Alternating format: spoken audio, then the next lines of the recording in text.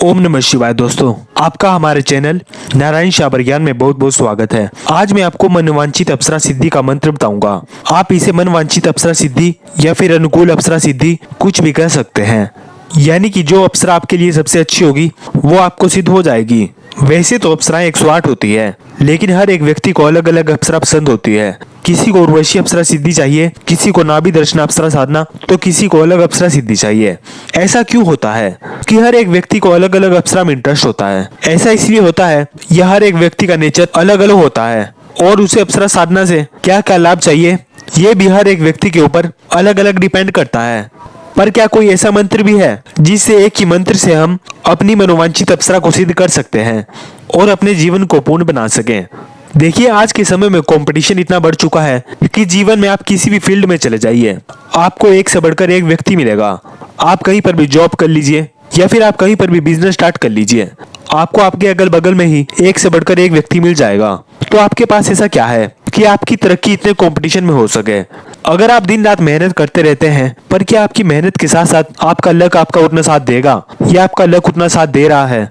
ये सिर्फ एक सट्टे की तरह है। यानी कि किसी भी फील्ड में काम करना एक जुए की तरह है।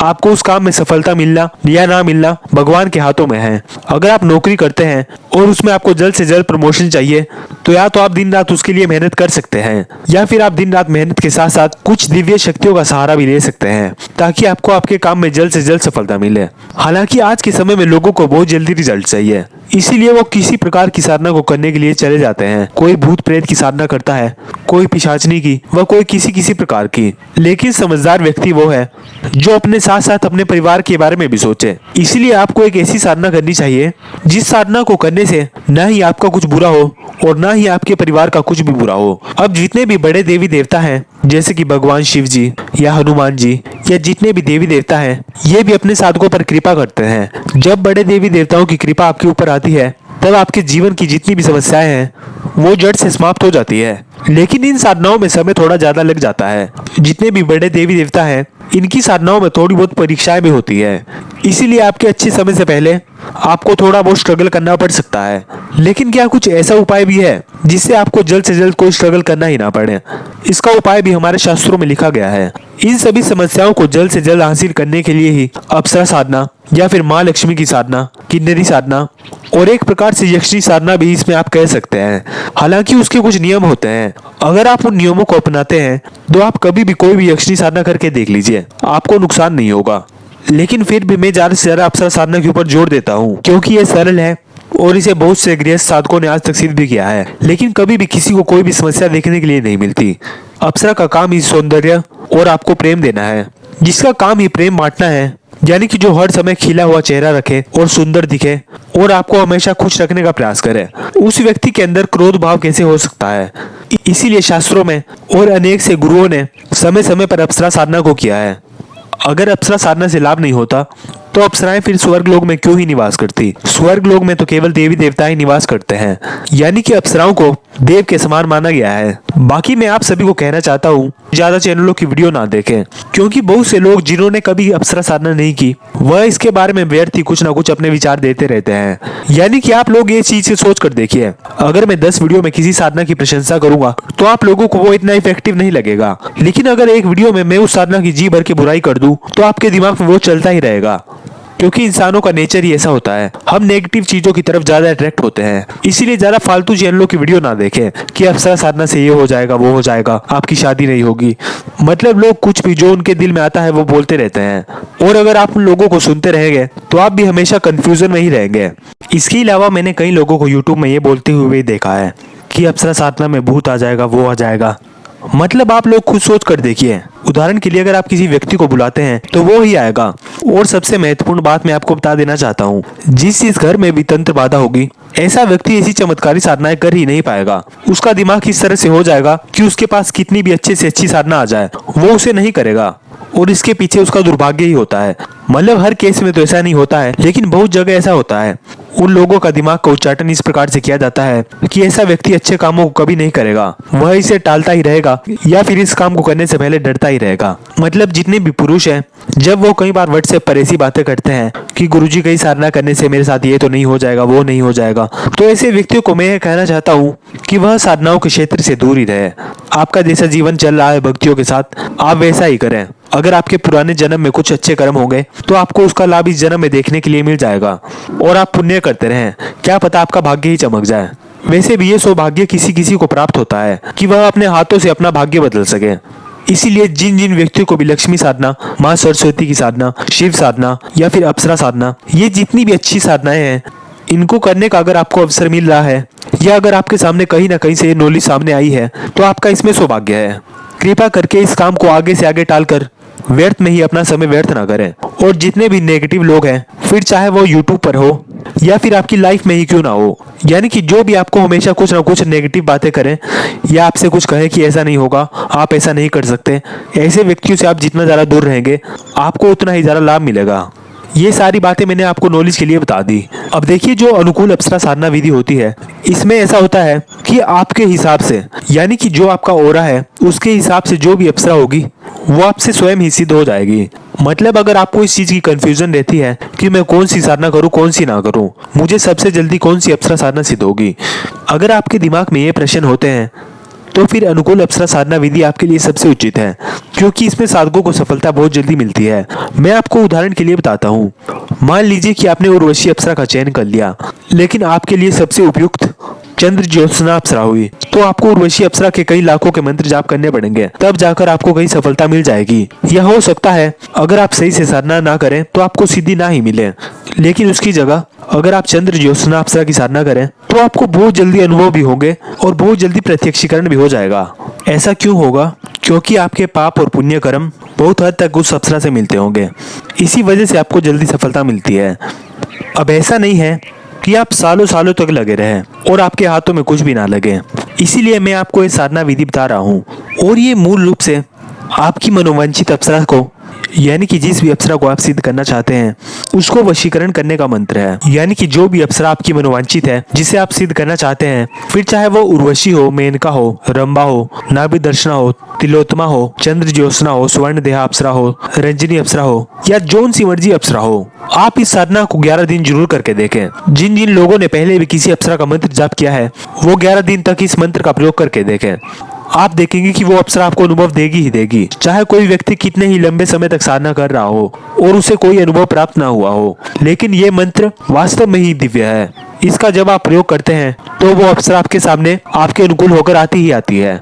ये साधना बहुत ज्यादा साधारण है, इसे हर एक व्यक्ति कर सकता है, फिर चाहे वो बच्चा हो, बूढ़ा हो या महिला हो, पुरुष हो, जो मर्जी हो। कई नए नए साधक ऐसे भी हैं जो केवल 13-14 वर्ष के हैं, लेकिन वो फिर भी साधनाएं कर रहे हैं। और कई लोग ऐसे भी हैं जो 65-65 साल के हो चुके हैं और वो फिर भी अप्सरा साधना कर रहे हैं। वह कई लड़कियां भी साधना कर रही है, यानी कि इसमें कोई भी आपकी उम्र का कोई भी बंधन नहीं है। ये पूर्ण रूप से सात्विक है। इस साधना में आपको खरोच आ ही नहीं सकती, क्योंकि ये बात तो आपको पता ही है कि देवलोक और स्वर्गलोक में तो सात्विक शक्तियां ही निवास करती है। और सबसे अच्छी बात यह है कि इन तक आपकी मनोकामना बहुत जल्दी पहुंच जाती है। भगवान तक पहुंचने के लिए आपको फिर भी कठिन मार्गों से गुजरना पड़ सकता है, लेकिन ये अप्सराएं बहुत जल्दी अपने साधक को धन संपन्नता, काम सुख, सौंदर्य सुख, यानी कि जितने भी आपके जीवन में भौतिक सुख और आध्यात्मिक प्रगति है, उन सभी के दरवाजे कोई भी अप्सरा खोल सकती है। बस देरी है तो इस साधना को करने की। और जब भी कोई साधना करें तो पूर्ण रूप से विधि विधान से करें, क्योंकि आप ऐसे तो भी मंत्र जाप कर ही रहे हैं और वही चीज अगर आप नियम पालन के साथ कर लोगे तो आपको उसका 4 गुना लाभ देखने के लिए मिलेगा। इसलिए साधना के नियम जरूर पालन करें। चलिए अब मैं आपको साधना विधि बता देता हूँ। ये साधना केवल 9 दिन की साधना है और इसमें आपको ज्यादा नहीं, रोज 11 माला का जाप करना है। और सबसे अच्छी बात यह है कि आप सुबह के समय, दिन के समय या रात के समय में कभी भी इस साधना को कर सकते हैं। यानी कि इस मंत्र का प्रयोग आप सुबह, दिन, रात कभी भी कर सकते हैं। बस एक बात का ध्यान रखना कि जब भी आप मंत्र जाप करें आपके आसपास कोई भी व्यक्ति ना हो, यानी कि आपको मानसिक शांति मिलना बहुत ज्यादा जरूरी है। अगर आपके आसपास शोर हुआ तो आपको सफलता मिलने में देरी होगी। इसीलिए अगर आप रात के समय में या फिर ब्रह्म मुहूर्त में साधना करेंगे तो बहुत अच्छा रहेगा। बाकी इसमें ऐसा नहीं है कि आपको रात को ही साधना करनी है। जब आप ये साधना 9 दिन तक करोगे और रोज 11 माला का जाप करोगे, तब आप लोग स्वयं अनुभव करेंगे कि आपको आपकी मनोवांछित अप्सरा, यानी कि अगर आपने किसी अप्सरा का नाम लेकर ये मंत्र जाप किया है तो वो आपको दर्शन देगी ही देगी, चाहे वो कुछ सेकंड के लिए आपको टच करे, रात के समय में आपको घुंघरू की आवाज आए, सुगंध आए या कुछ और हो, वह कुछ भी हो सकता है, लेकिन आपको अनुभव देगी ही देगी। मैं इस बात का दावा करता हूँ। आप केवल ये 9 दिन की साधना करें, चाहे वो किसी और गुरु से जुड़ा हुआ क्यों ना हो या किसी व्यक्ति ने कहीं और से ही अप्सरा साधना की दीक्षा क्यों ना ली हो, वो इस मंत्र का प्रयोग जरूर करके देखें। बस इस साधना में आपको सबसे पहले तो गुलाब का इत्र लेकर आ जाना है। वह ये साधना आप धोती कुर्ता पहने हुए करेंगे, यानी कि इसमें आप नॉर्मल कपड़े नहीं पहन सकते, पहन भी सकते हैं, लेकिन अगर आप धोती कुर्ता पहनकर ये साधना करोगे तो आपको ज्यादा लाभ देखने के लिए मिलेगा। और इस साधना को जब भी आप करेंगे, आपके सामने सुगंधित अगरबत्ती जली हुई होनी चाहिए। वह इस साधना को करने के लिए आपको केवल 3 ही सामग्रियों की जरूरत पड़ेगी। एक तो मंत्र सिद्ध और प्राण प्रतिष्ठित अप्सरा यंत्र। ये यंत्र तावीज के आकार का भी हो सकता है और ताम्रपत्र वाला भी। दोनों ही यंत्र अपने आप में शक्तिशाली है और मैंने आपको पिछली वीडियोस में भी इन यंत्रों में क्या अंतर होता है वह आपको समझा रखा है। और इस साधना में लाल या फिर पीले हकीक की माला का प्रयोग किया जाएगा, यानी कि अगर आप बाकी किसी माला से मंत्र जाप करोगे तो आपको शायद लाभ देखने में समय लगे, लेकिन अगर आपके पास पीले रंग की या फिर लाल रंग की हकीक माला होगी तो आपको बहुत ज्यादा प्रचंड मात्रा में अनुभव देखने के लिए मिलेगा, यानी कि आपको बहुत जल्दी अप्सरा अनुभव देगी। ये जो सामग्री है, यानी कि अप्सरा यंत्र और लाल या फिर पीले रंग की हकीक की माला, ये मंत्र से सिद्ध और प्राण प्रतिष्ठित होनी चाहिए ताकि आपको जल्द से जल्द सफलता मिल सके। अगर आपके सामने यंत्र और माला प्राण प्रतिष्ठित है तो आप ये सोच के रखिए कि उस यंत्र और माला में वह देवी देवता के अंश यानी कि कर्ण या एक तरह से पूरी की पूरी अप्सरा वो उसमें सम्माहित है। बस फर्क सिर्फ इतना है कि आपको मंत्र जाप के द्वारा उतनी ऊर्जा उत्पन्न करनी होगी अपने शरीर के अंदर और अप्सरा के अंदर, ताकि जब वो आपको दर्शन दे आप उनकी ऊर्जा सहन कर सके। देने के तो अप्सरा आपको एक दिन में दर्शन दे सकती है, लेकिन अगर आपके शरीर में उतना तप ही नहीं हुआ, आपके शरीर में उतनी ऊर्जा ही नहीं हुई, तो आप उसको देखकर ही बेहोश हो जाएंगे। इसलिए कोई भी शक्ति इस बात का ध्यान रखती है कि वह आपके सामने कभी भी प्रत्यक्ष नहीं हो सकती जब तक आपके अंदर तपोबल ना हो। बाकी ये साधना आप किसी भी दिन से शुरू कर सकते हैं, इसमें ऐसा नहीं है कि आपको शुक्रवार से करना है या कब करना है। और इस अप्सरा साधना की खास बात यह है कि आप दिन के किसी भी समय में कर सकते हैं, बस इसमें आपको धोती कुर्ता पहनना है। और अगर आप सामने लकड़ी की चौकी पर सफेद, पीला, लाल, गुलाबी इनमें से किसी भी रंग का कपड़ा बिछा सकते हैं तो बहुत अच्छा रहेगा। बाकी जब भी आप ये अप्सरा साधना करोगे तो इसमें क्या होगा, आपकी काम वासना बहुत अधिक बढ़ सकती है। अगर आप शादीशुदा व्यक्ति हैं तो हो सकता है कि आपकी पत्नी जानबूझकर आपकी ओर आकर्षित हो, लेकिन अगर आपने संयम खोया या नियम तोड़े तो आपको इस साधना में सिद्धि प्राप्त होने में कई समय लग जाएगा।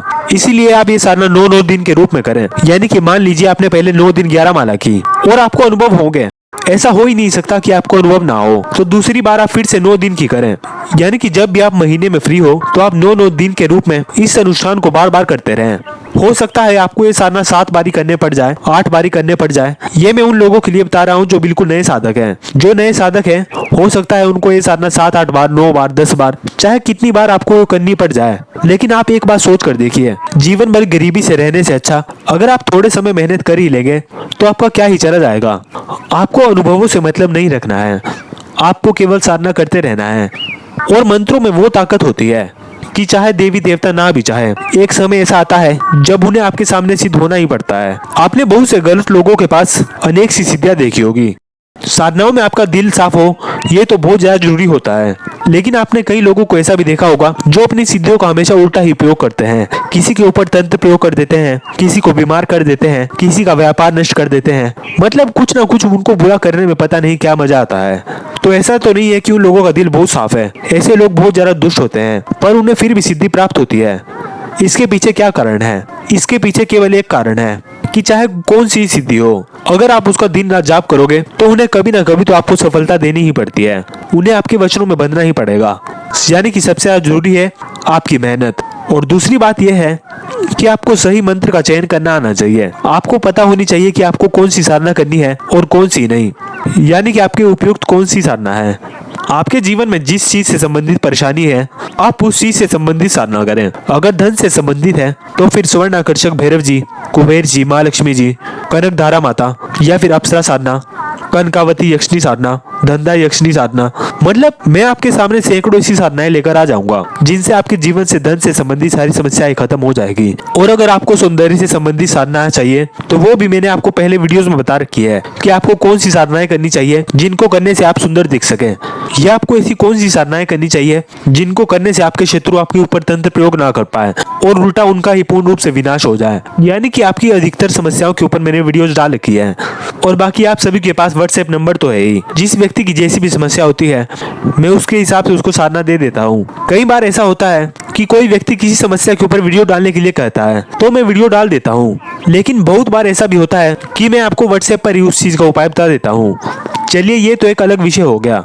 मैंने आपको अप्सरा साधना के बारे में बताया कि अनुकूल अप्सरा साधना आपको 9 दिन तक करनी है, रोज 11 माला जाप करनी है और आप इसे दिन के किसी भी समय कर सकते हैं। लेकिन जिस दिन भी और जिस समय पर आप पहले दिन करें आपको रोज उसी समय पर जाप करना है। और इस साधना को करने के लिए आपके सामने अप्सरा यंत्र होना चाहिए और साथ ही में गुलाब का इत्र और सुगंधित अगरबत्ती और सामने घी का दीपक जला हुआ होना चाहिए। ये कुछ साधारण सी बातें हैं जो आपको इस साधना में लगेगी ही लगेगी। बाकी लाल और पीले रंग की हकीक की माला। जब भी आप साधना करने बैठे सबसे पहले आपको गुलाब के इत्र का छिड़काव यंत्र के ऊपर करना है और दूसरा आपको रुई में थोड़ा सा इत्र लगा लेना है और उस रुई को आपको आपके दोनों कानों में लगा लेना है। ये साधारण सी चीज है जो आपको रोज करनी होगी। बाकी जो आपका साधना का कक्ष होगा उसको आप जितना ज्यादा सजाओगे आपको उतना ही ज्यादा लाभ देखने के लिए मिलेगा, क्योंकि जो व्यक्ति जितनी ज्यादा साफ सफाई रखता है, अप्सरा हो या फिर माँ लक्ष्मी या इस तरह की जितनी भी साधना है, वो इस चीज से बहुत ज्यादा प्रसन्न होते हैं और आपके ऊपर कृपा भी बनाते हैं। जरूरी नहीं है कि आपके पास महंगा कमरा हो, जरूरी ये है कि आपके पास जो भी है जैसा भी है उसे आप साफ सुथरा करके रखें।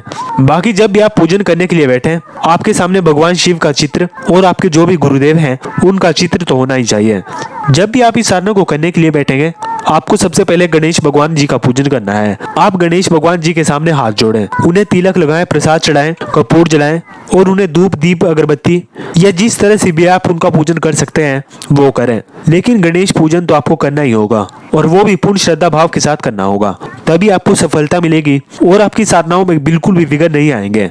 अगर आपकी साधनाओं में विघ्न आते हैं तो इसका सबसे बड़ा कारण यही होता है कि आप गणेश भगवान जी को प्रसन्न नहीं कर पाते। अगर आप श्रद्धा भाव से गणेश भगवान को प्रसन्न करते हैं तब तो आपकी साधना में किसी प्रकार का विघ्न नहीं आएगा और ना ही आपको डरावने अनुभव होंगे, क्योंकि ये विघ्न हटता है और इनका काम ये है कि आपको रिद्धि सिद्धि मिल सके और आपकी साधना में किसी भी प्रकार की रुकावट ना आए। इसलिए हर रोज साधना करने से पहले कम से कम 1 माला ओम श्री गणेशाय नमः इस मंत्र का जाप तो जरूर करें।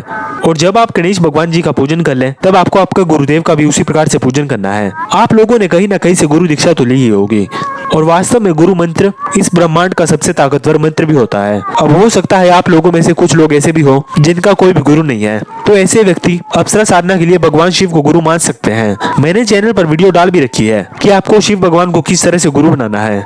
यानी कि अगर तो आपके पास कोई गुरु मंत्र है तब तो आप उस मंत्र का जाप करें, और अगर आपका कोई भी गुरु नहीं है तो आप ओम नमः शिवाय मंत्र का जाप कर सकता है।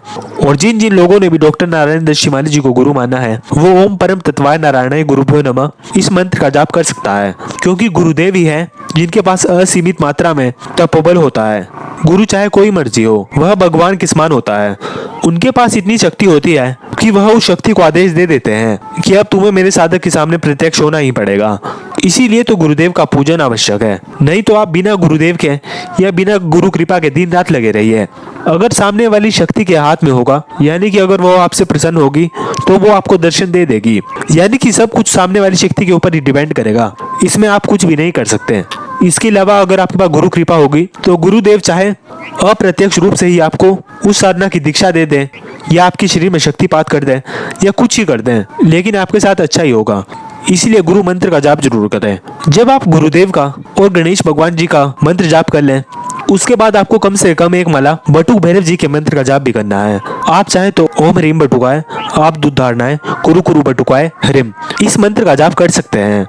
और बटुक भैरव जी का पूजन आपकी साधना में आपकी रक्षा के लिए बहुत ही ज्यादा आवश्यक है। आप सोच कर देखिए, जब आपके ऊपर भगवान गणेश जी, आपके गुरुदेव और बटुक भैरव जी ये इतने सारे देवी देवता आपकी रक्षा के लिए आ जाएंगे तो आपका किस प्रकार से बुरा हो सकता है। और आप इस चीज में ना सोचिए कि भगवान आपकी रक्षा करेंगे भी या ना करेंगे, ऐसा हो ही नहीं सकता कि भगवान आपकी ना सुने। इसलिए आप बटुक भैरव जी का जरूर पूजन करें। और जिन जिन लोगों ने भी सम्मोहन गुटिका मंगा रखी है वो लोग उस गुटिका को भैरव स्वरूप मानकर पूजन करें।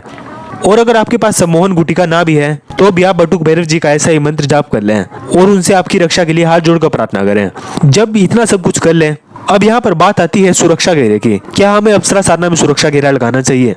देखिए, हर जगह जरूरी नहीं होता कि आप रक्षा घेरा लगा लें, क्योंकि बहुत बार ऐसा होता है कि आप अपनी साधनाओं में कूट कूट कर रक्षा घेरे लगा देते हैं। कोई हनुमान जी का, कोई भैरव जी का, कोई माँ काली का, भगवान शिव का, इतने सारे रक्षा मंत्र लगा लेते हैं कि शक्ति चाह कर भी आपको अनुभव नहीं दे पाती या चाह कर भी आपसे सिर नहीं हो पाती। मतलब आप खुद सोच कर देखिए, एक नाजुक सी अप्सरा इतने प्रचंड मंत्रों के सामने कहाँ आ पाएगी। इसीलिए दिशा बंधन या आसन कीलन मंत्र या फिर हनुमान जी, भैरव जी या गुरु गोरखनाथ जी, मतलब जितने भी बड़े बड़े देवी देवता हैं, आप इनके इस प्रकार के सुरक्षा घेरा ना लगाएं, नहीं तो अप्सरा आपके पास नहीं आ पाएगी। अब बात करते हैं कि फिर आप अपनी रक्षा कैसे करेंगे। अब इसके लिए सबसे पहले तो आपके गले में सुरक्षा माला होनी चाहिए। ये ही आपकी बहुत ज्यादा रक्षा कर देती है। बाकी आपने गुरुदेव, गणेश जी और बटुक भैरव जी का पूजन तो किया ही किया है, इसलिए अब किसी शक्ति की इतनी हिम्मत नहीं है कि वो आपकी साधना में विघ्न पाने के लिए आ जाए या आपको डराने का प्रयास करे। इसके अलावा आप एक सौम्य घेरा लगा सकते हैं। ये भगवान शिव का एक सौम्य सा मंत्र है। इसको लगाने के लिए आपको आपके बाएं हाथ में चावल लेने हैं और आपको दाएं हाथ से चावल सारी दिशाओं में, यानी कि जहाँ पर भी आप साधना कर रहे हैं वहाँ पर वो चावल फेंक देने हैं मंत्र को पढ़ते हुए। मंत्र मैं आपको पढ़कर भी सुना देता हूँ। ओम अप सरपंतु ये भूता भूमि संस्थिता ये भूता विघ्न करतार रस्ते नश्यंतु शिवाज्ञा अपक्रमांतु भूतानि पिशाचा सर्वतो दिशम सर्वेशाम विरोधेन पूजा कर्म समारंभे। आप इस साधारण से मंत्र को पढ़ते हुए चारों तरफ दाएं हाथ से चावल फेंक सकते हैं। साधारण मेरे कहने का अर्थ यह है कि इस मंत्र को उच्चारण से भूत प्रेत या फिर सांप बिच्छू आपके पास नहीं आते हैं, और ये मंत्र तो बहुत जगह लिखा हुआ भी मिल जाएगा। साधारण का अर्थ यह है कि यह मंत्र ज्यादातर सभी साधकों को पता ही है, लेकिन जो नए साधक हैं उन्हें मैं इसलिए बता रहा हूँ क्योंकि यह मंत्र इतना ज्यादा प्रचंड नहीं है। यानी कि अप्सरा आपके पास आ पाएगी और जितने भी भूत प्रेत हैं या फिर सांप बिच्छू हैं या जितनी भी नकारात्मक शक्तियां हैं वो आपके आसपास नहीं आ पाएगी। इसीलिए ये मंत्र वास्तव में ही दिव्य है। जब आप इतना सब कुछ कर लें तब आपको अप्सरा यंत्र का पूजन करना है और साथ ही में आपको कहीं ना कहीं से अप्सरा चित्र भी लेकर आ जाना है। बैकग्राउंड में वीडियो में जैसे चित्र चल रहे हैं आप इस तरह का कोई भी चित्र निकालकर फ्रेम में निकलवा कर ला सकते हैं और आपको अप्सरा यंत्र और अप्सरा चित्र का पूजन करना है। यानी कि आपको इमेजिन करना है कि अप्सरा इस प्रकार की दिखती होगी और आपको पूर्ण रूप से श्रद्धा भाव से अप्सरा का और अप्सरा यंत्र का पूजन करना है। साथ ही में आपको पीले हकीक या फिर लाल हकीक माला से 11 माला मंत्र जाप प्रारंभ कर देना है। मंत्र मैं आपको पढ़कर भी सुना देता हूँ। इस मंत्र में आपको एम को एंग पढ़ना है, यानी कि ओम एंग मनोवांछित अप्सरा मम प्रियाय वशीकरम एंग नमः। इसको एम नहीं पढ़ना है। मंत्र को पढ़कर आपको अनुमान लग ही गया होगा कि इसमें आपको मनोवांछित अप्सरा को, यानी कि जो आपकी प्रेमिका है, उसको आपके वश में करने की बात कही गई है। इस साधना को करने से जो भी अप्सरा आपके अनुकूल होगी या जिस भी अप्सरा का नाम लेकर ये आप ये साधना कर रहे हैं वो आपके अनुकूल सिद्ध होकर आ जाएगी। और बाकी जब आप साधना का पहला दिन हो उस दिन आप दाहिने हाथ में जल लेकर संकल्प जरूर ले लें। संकल्प में आपको अपना नाम, अपने पिताजी का नाम और जिस स्थान पर आप रहते हैं उस स्थान का नाम लेना है। और आप ये साधना किस अप्सरा के लिए कर रहे हैं या फिर अगर आप चाहते हैं कि जो भी मेरे अनुकूल अप्सरा हो वो मुझसे सिद्ध हो जाए तो आप ऐसा भी कह सकते हैं। और साथ ही में आपको कहना है कि आप ये साधना कितने दिन तक करोगे और कितनी माला का जाप करोगे।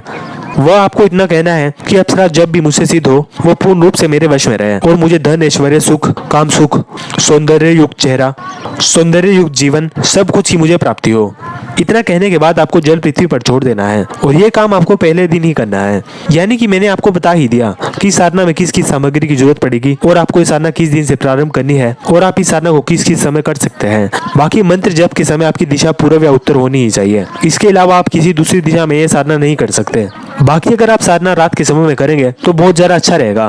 और साधना के समय आपको पूर्ण रूप से ब्रह्मचर्य का पालन करना है। हो सकता है अप्सरा आपका चुंबन ले ले या कभी कभी आपको बहुत ज्यादा काम वासना महसूस हो, आप लड़कियों की ओर बहुत ज्यादा आकर्षित हो, या अगर आप लड़की हैं तो आप लड़कों की ओर बहुत ज्यादा आकर्षित हो और आप देखेंगे कि सामने वाला व्यक्ति भी आपकी ओर आकर्षित होगा।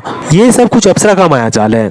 इसीलिए अपने हाथों से अपना ब्रह्मचर्य खंडित कभी ना करें और तन से और मन से हर प्रकार से साधना के नियमों का पालन करें। बाकी किसी का बुरा ना सोचे, बुरा ना करें। और अगर आप ये साधना रात के समय में करते हैं तो आप रोज सुबह के समय 11 माला गुरु मंत्र का जाप जरूर करें। इससे आपकी बहुत जल्दी तपोबल में वृद्धि होगी और आपको बहुत जल्दी अनुभव भी होंगे। और जब भी अप्सरा आपके सामने प्रत्यक्ष हो सबसे पहले तो आप उन्हें वो प्रसाद दें जो आपने उनको लगाया है। अब प्रसाद में ऐसा नहीं है कि आप उन्हें कोई एक ही चीज लगाएं। आपके पास अगर पताशा भी है या फिर अगर आपके पास खीर है या अगर आपके पास इलायची दाना है, मतलब आपके पास चाहे जो मर्जी हो, कोई लड्डू हो या कुछ ही हो, आप उन्हें कुछ भी लगा सकते हैं। तो अगर वो जब भी आपके सामने प्रत्यक्ष हो तो तो आप सबसे पहले तो उन्हें वो प्रसाद दें और हमेशा अपने पास गुलाब का फूल रखें। या अगर आपके पास फूल या गुलाब के फूलों की माला ना भी हो तो आप अपने पास हमेशा एक गुलाब का इत्र जरूर रखें और जब भी वो आपके सामने प्रत्यक्ष हो तो उन्हें उपहार में वो दे दें। साथ ही में उनके हाथ पर अपना हाथ रखकर ये वचन जरूर ले लें कि मैं जब भी आपको बुलाऊं आपको सशरीर मेरे सामने आना होगा और जो भी मैं कार्य कहूंगा वो आपको हमेशा करना होगा। आप मेरे कभी भी किसी भी कार्य के लिए ना नहीं करेगी। जब वो आपके हाथ के ऊपर अपना हाथ रखकर वचन दे दे उसी समय आप ये अपनी साधना सिद्ध समझें।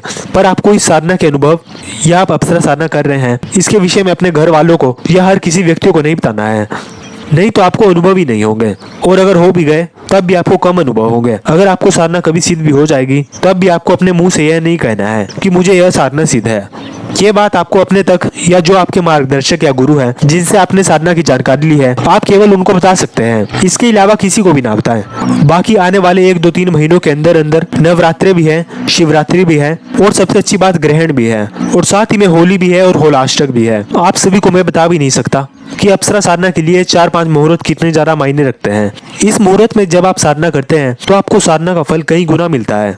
इसलिए जो भी व्यक्ति साधना करना चाहता है वो यंत्र और माला को पहले से मंगवा कर रख सकता है, क्योंकि यंत्र और माला को प्राण प्रतिष्ठित करवाने में और आपके पास भिजवाने में कम से कम ज्यादा नहीं तो 15 दिन के आसपास का वक्त तो लग ही जाता है। ऐसा नहीं है कि आप आज ऑर्डर करें और आपको 4-5-6 दिन में ही सामग्री की प्राप्ति हो जाए।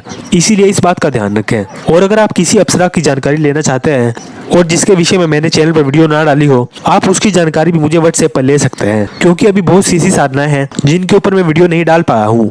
लेकिन अगर आप उस अप्सरा के बारे में कुछ भी जानना चाहते हैं तो आप मुझे व्हाट्सएप पर मैसेज कर सकते हैं। इस वीडियो के लिए इतना ही। अभी के लिए आप सभी मेरे साथ कहिए ओम नमः शिवाय।